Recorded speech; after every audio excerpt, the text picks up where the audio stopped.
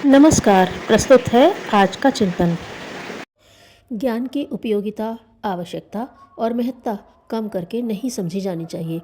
जिस प्रकार भोजन करते समय आहार के संबंध में यह जाना परखा जाता है कि उसमें उपयोगी पौष्टिक तत्व हैं या नहीं, उसी प्रकार ज्ञान संपादन करते समय यह कसौटी लगी रहनी चाहिए कि उसमें ऐसे तत्व हैं या नहीं जो व्यक्तित्व और कृतित्व को ऊर्ध्वगामी बना सकने की क्षमता रखते हैं। अंदर से जो श्रेष्ठ हो उसी को अपनाया जाए।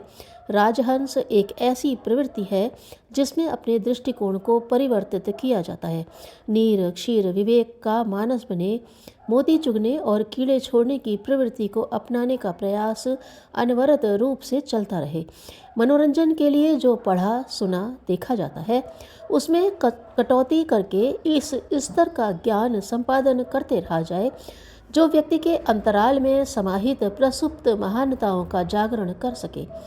गुण कर्म स्वभाव और में मानवीय गरिमा के अनुरूप सत प्रवृत्तियों को उभारने, बढ़ाने, परिपक्व, सुविस्तृत एवं सुदृढ़ बनाने में समर्थ हो सके। कराची में एक सार्वजनिक अस्पताल बन रहा था। निर्माता उसके लिए दान मांग रहे थे। 10,000 देने वाले के नाम का पत्थर अस्पताल की दीवार पर लगाने की घोषणा थी। एक उदार दानी मानकदास ने 10,000 में से 1 रुपया कम दिया ताकि उनके दान का विज्ञापन न हो और पुण्य क्षीण न हो। लोहार और सुनार की दुकानें आमने सामने थीं। उनमें लोहे और सोने की दिन भर कुटाई होती। एक दिन लोहे की चिंगारी उचटकर सुनार की दुकान में जा घुसी। रात के सुनसान में सोने की खपच्ची ने लोहे के टुकड़े से कहा, भाई हम तुम दोनों ही अभागे हैं जो दिन भर पिटते हैं। इस पर लोहे के टुकड़े ने उदास होकर कहा, बहन मैं तुमसे अधिक अभागा हूँ क्योंकि मुझे अपनी बिरादरी वालों द्वारा ही पीटा जाता है, जबकि तुम अन्य जाति के औजारों द्वारा पिटते हो। आइंस्टाइन को विद्यार्थी जीवन में सभी छात्र बुद्धू कहकर चिढ़ाते थे। कई बार अनेक छात्रों ने उनकी पीठ पर बुद्धू की चिट तक चिपका दी थी। कक्षा में गणित के प्रश्न समझाने के बाद अध्यापक कोई बात पूछते तो आइंस्टाइन बगले झांका करते थे। उनके इस बुद्धूपन से परेशान होकर अध्यापक ने कई बार कह दिया था, तुम 7 जन्मों में भी गणित नहीं सीख सकते। यही बालक बड़ा होकर विश्व का प्रसिद्ध महान वैज्ञानिक तथा गणितज्ञ बना। कई बार एक विद्यार्थी ने आइंस्टाइन से महानता का रहस्य पूछा तो उन्होंने कहा कि मैंने अपने जीवन में कभी भी हिम्मत नहीं हारी, इसलिए गणित जो मेरे लिए सबसे कठिन विषय था इतना सामान्य बन गया। निकृष्ट बनना हो तो संचित पशु प्रवृत्ति को स्वच्छंद छोड़ देना पर्याप्त है।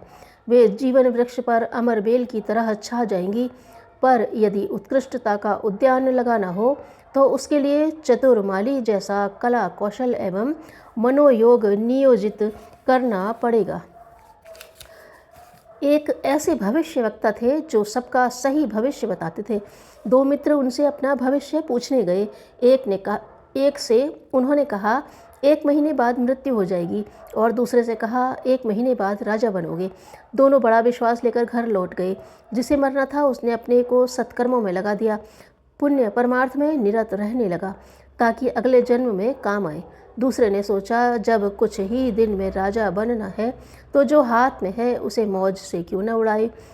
वह अहम भाव मदिरा पीने लगा। महीना बीत गया। एक के पैर में चोट लगी और वह मरहम पट्टी से अच्छी हो गई। दूसरे को स्वर्ण मुद्राओं की थैली रास्ते पर पड़ी मिली, पर वह भी मदिरा पान में खर्च हो गई। महीना बीतने पर भी वे ज्यों के त्यों थे। कारण पूछने के लिए भविष्यवक्ता के पास फिर दोनों गए। उन्होंने कहा कर्म से प्रारब्ध बदल सकता है। पुण्यात्मा से सत्कर्म रत होकर मृत्यु की विषमता को चोट के हल्के रूप में बदल डाली और राज्य पाने वाले के मदिरापान ने उसे स्वर्ण मुद्राओं में घटाकर समाप्त कर दिया। भाग्य विधान है तो पर उसे कर्म द्वारा बदला भी जा सकता है। किसी व्यक्ति के कहने से अथवा किसी विपत्ति के आने से अपने आत्मविश्वास को डगमगाने मत दो।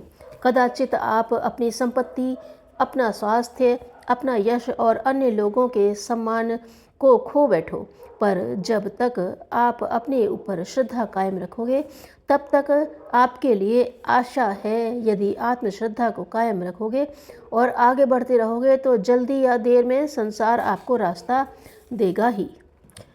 लोक सेवियों का स्वार्थ भी परमार्थ के लिए होता है। वे जहाँ धन संचय देखते हैं वहाँ प्रेरणा फूंकते हैं ताकि वह धन सत्प्रवृत्ति में नियोजित हो। इंदौर में हिंदी साहित्य सम्मेलन का अधिवेशन महात्मा गांधी के सभापतित्व में हुआ। नगर सेठ हुकुमचंद ने महात्मा गांधी और उनके सहयोगियों को भोजन के लिए आमंत्रित किया। आगंतुकों के लिए शानदार आसन, चांदी के बर्तन, बहुत ही सुंदर साज सज्जा की गई। महात्मा गांधी के सोने के बर्तन थे। बापू मुस्कुराए। वे अपने बर्तन उन दिनों एल्यूमिनियम के रखते थे। कस्तूरबा से बर्तनों का थैला मांगकर उन्हीं को रख लिया और सोने के बर्तन वापस कर दिए। सेठ जी ने सोने के बर्तनों में खाने की जिद की